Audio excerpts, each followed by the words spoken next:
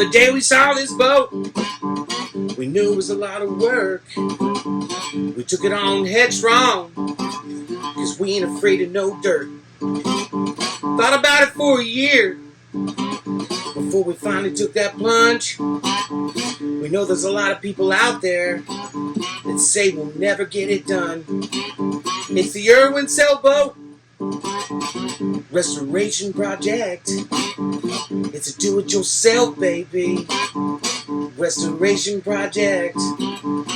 Sanding and prepping, repairing that deck, save the teak.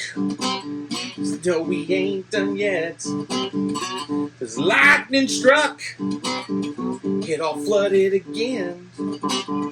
Will our motor start? Oh, praise God, it did.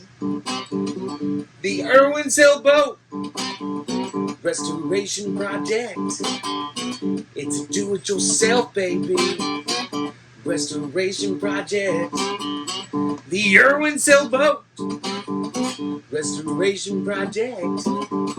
It's a do-it-yourself, baby, restoration project.